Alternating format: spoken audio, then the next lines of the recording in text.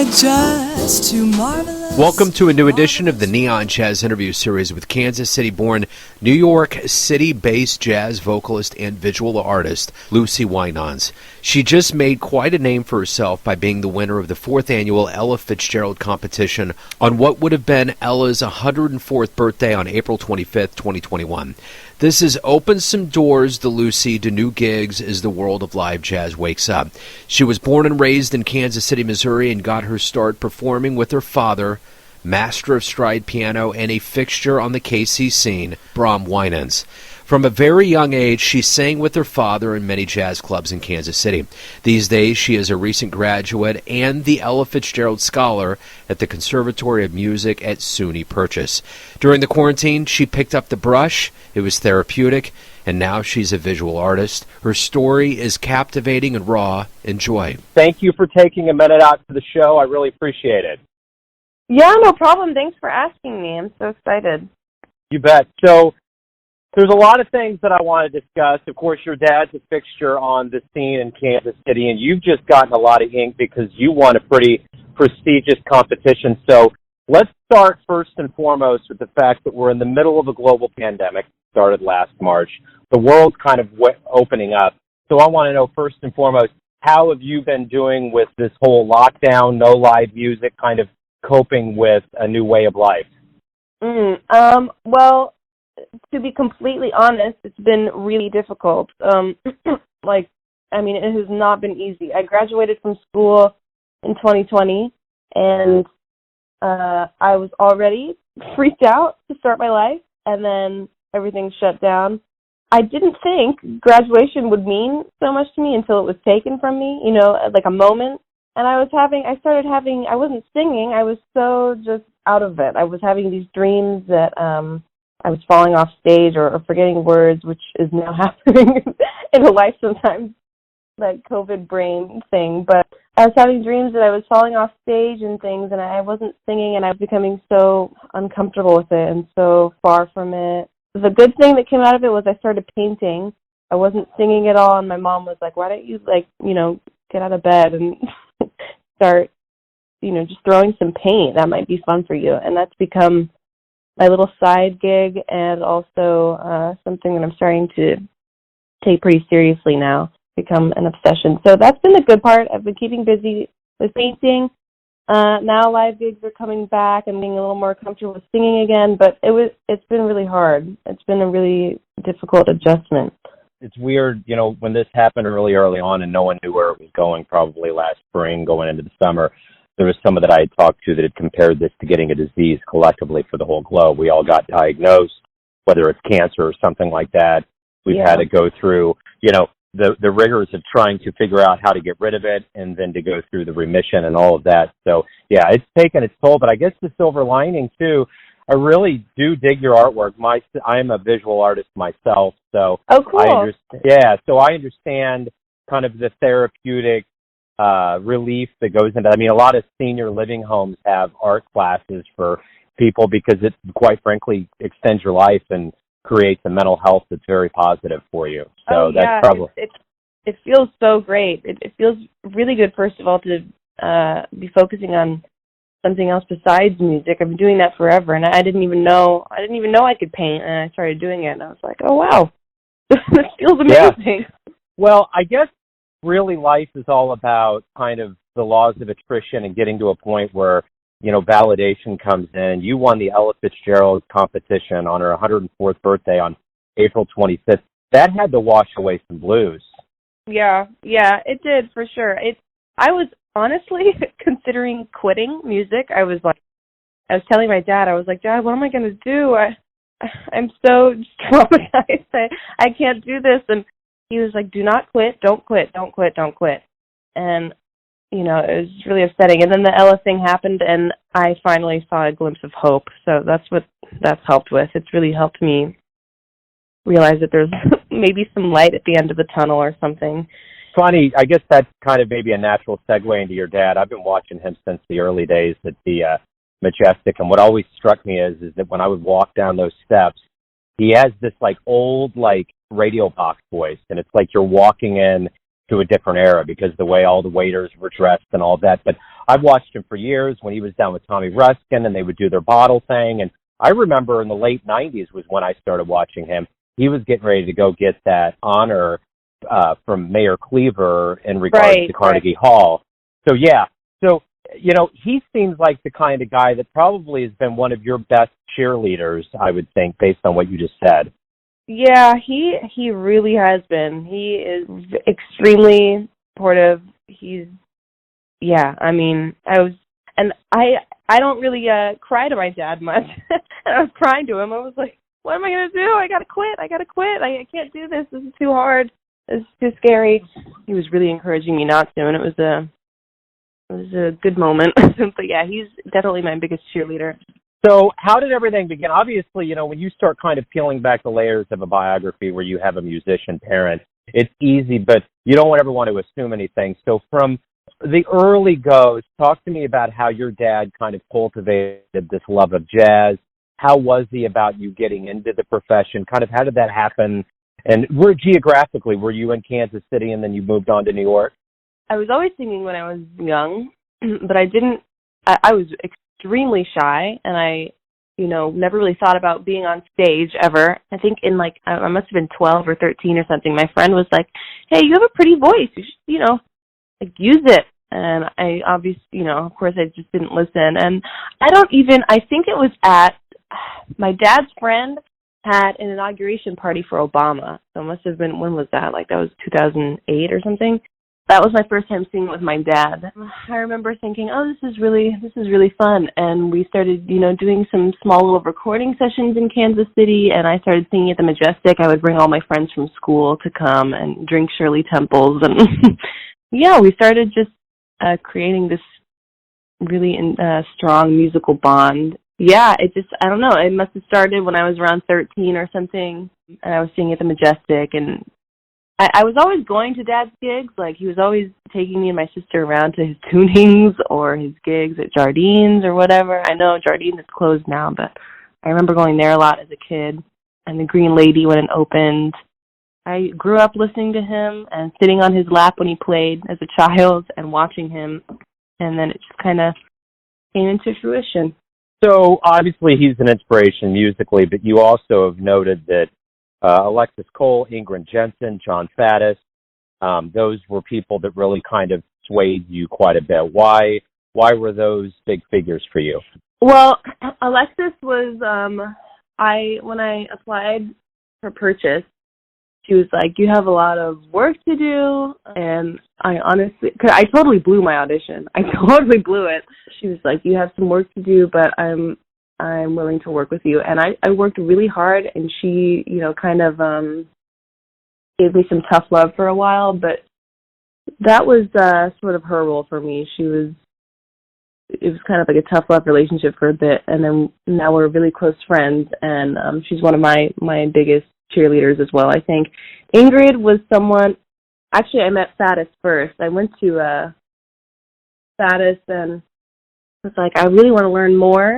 I sort of feel stuck in my education right now. I want to learn a little bit more about the language and blah, blah, blah. And he took me in and gave me some lessons, and I studied with him for 2 years. And then Ingrid I started studying with her my last year of school because I wanted to learn how to write and compose, and that was something I was struggling with. And she is very spiritual. She has a very spiritual approach that I was really into. She's definitely my girl power mentor. She's like my feminist mentor.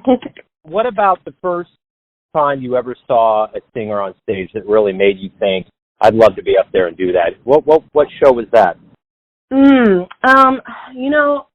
I'm trying to think.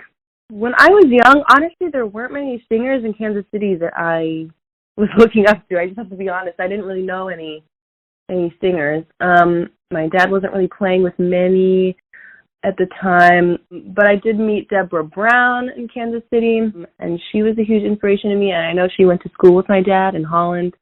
But when I moved to New York, really, and started studying with my teacher, Ann Phillips, I was listening to her and I was like, that's what I want to do. I was listening to her record, Born to Be Blue, and I was like, this is the most beautiful thing I've ever heard. This is what I want to do. But I think the only moment where I've really chased an opportunity was, maybe not the only moment, but this is something I remember, was I was at Birdland, and I must have been a freshman in college, and I was seeing this woman named Veronica Swift sing with the big band, and I was like, this is so cool. I want to sing with a big band. This is amazing. And so I literally just walked up to the director and the manager of the club, and I was like, can I have a gig here doing this? And I went home to Kansas City. I waited for their answer, and they called me, and they said, you have a week to learn the music, and you fly back up here and do the Christmas week and New Year's week. And that was what gave me a whole lot of experience as well.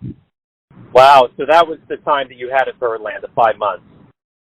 Yes, yeah, that was, okay. Yeah. What did you learn at SUNY Purchase about being a singer and about being a musician? I mean, what is it about your time in college that led you to understand and have a better grasp of being a musician?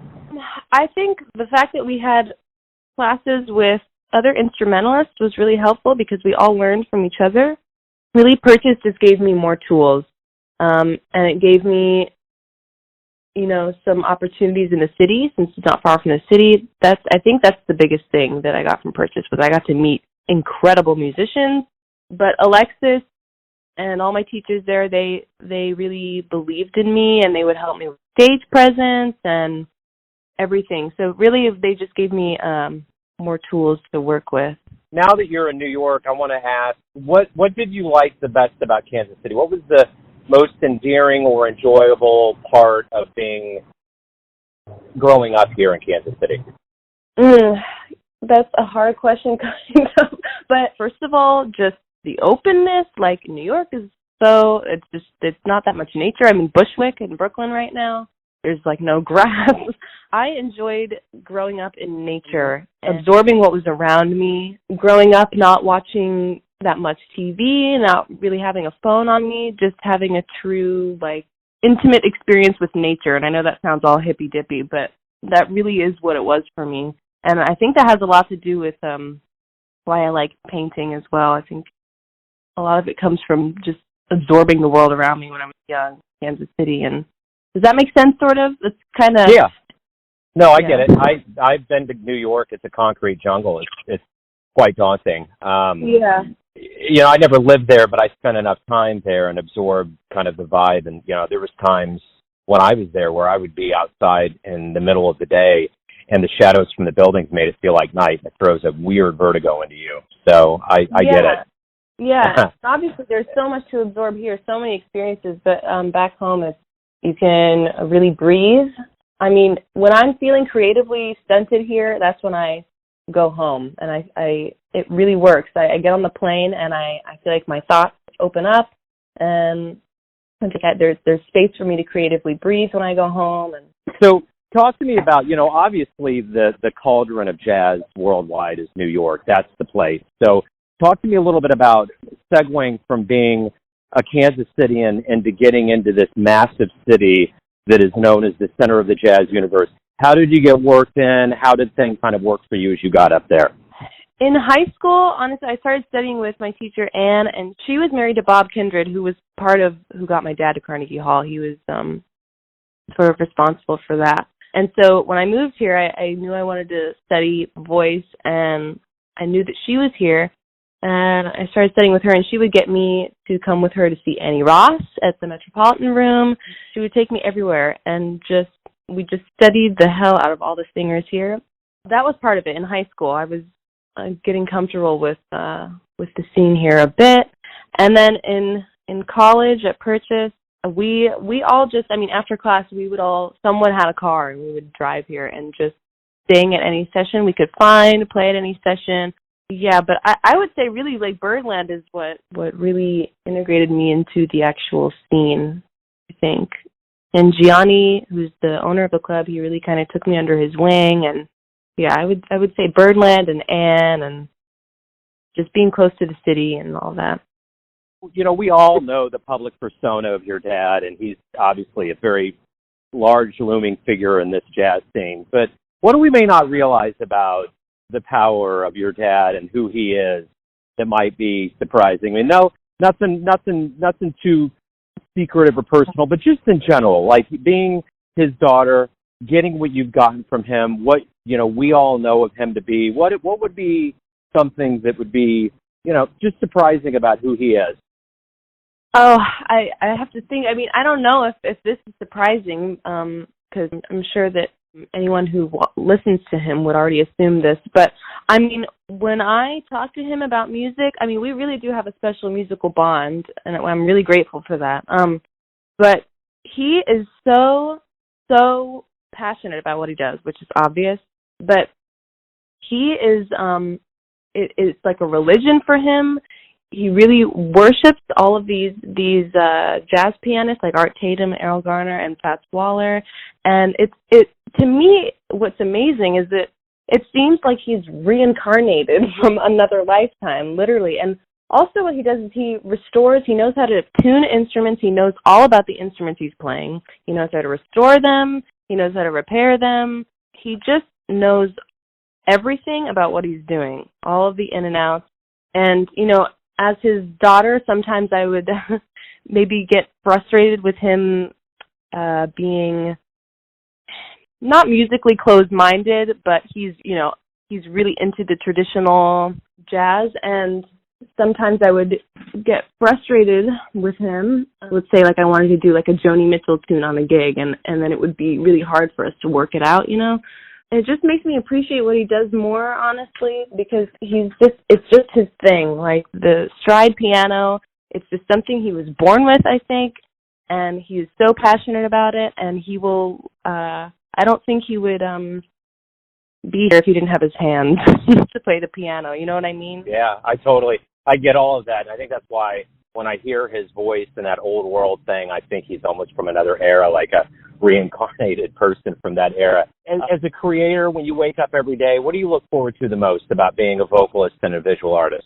I love being able to, when it comes to visual art, I love waking up and knowing that I can just step outside or go downstairs where I am and I can just throw paint. And that's just the beauty of New York, I think, is I've kind of found my crew here, and I just go to my friends' studios, and they allow me to just paint in their studios. I look forward to doing that every day because it's like therapy.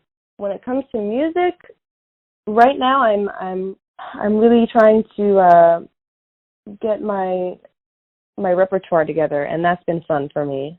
I wake up and I get really excited to learn lyrics, put together set lists again, I haven't really done a performance in a long time, like a real performance, and I have my debut at Mesro coming up with a beautiful pianist here, and it's just it feels good to wake up every morning and know that I have a little project to work on. So before we depart this major award that you won, what doors has that opened up for you so far? Well, it's gotten me some gig opportunities like this one at Mesro, which is on June 15th. I'm really excited about that. It's opened that up. It's really, just gig opportunities and a little bit of recognition. Now I'm working with this man named David Broza, who's this Israeli songwriter. He's kind of like the Paul Simon of Israel, and it's really cool opportunity. It really helps me just get to know people and get some more work. Yeah, I would say performance opportunities like Mesro. I'm really excited for that. That's sort of I'm excited to work on something with a pianist that isn't my dad, and start doing my own thing a little bit. So yeah, that feels good. If you could get into a time machine, jazz, DeLorean, and go back in time and see any performer anywhere, who would you go see? Who would you want to talk to after the show?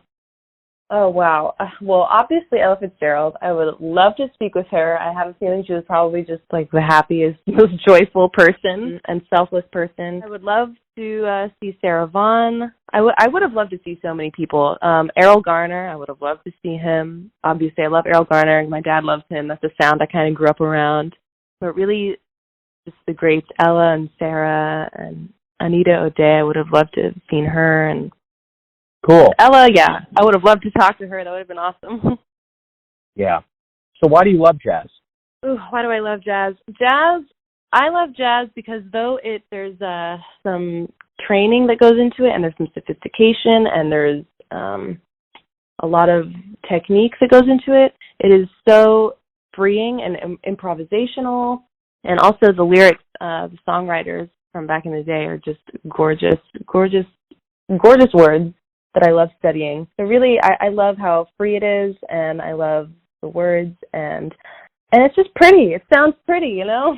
A nice, jazz ballad is just the most beautiful thing. So when we do all return kind of in earnest, as you've, mentioned Mesro, and things are waking up and gigs are starting to pop up everywhere, once we kind of get back in earnest, what do you hope the fan and musician realizes about the power of live music since we've been away from it for so long? I hope everyone realizes, I think everyone knows how much we need it. I don't know. I feel like there's going to be some renaissance. I feel it within myself. I feel creatively like things are about to explode. I just hope everyone knows that I've actually written about this. I should pull it up, actually, because I've written a little bit about.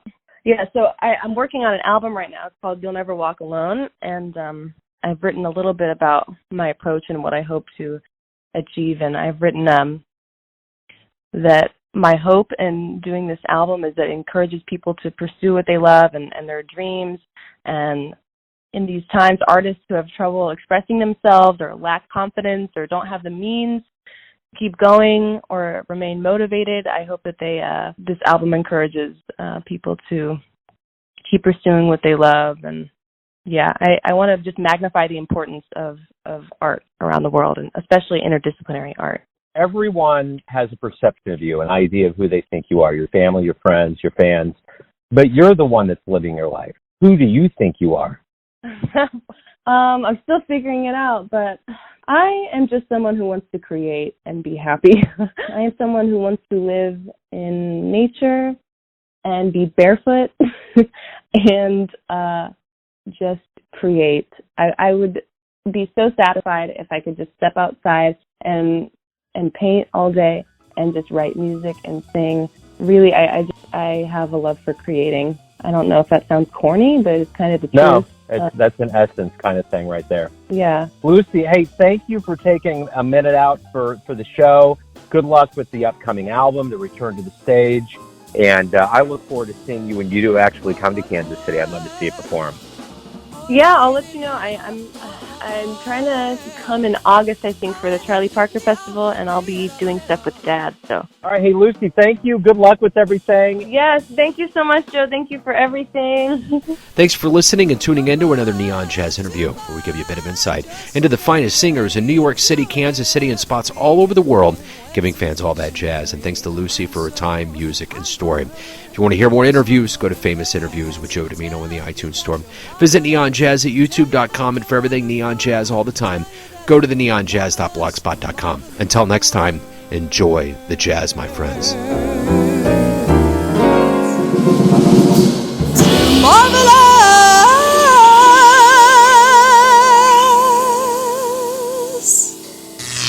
Neon Jazz.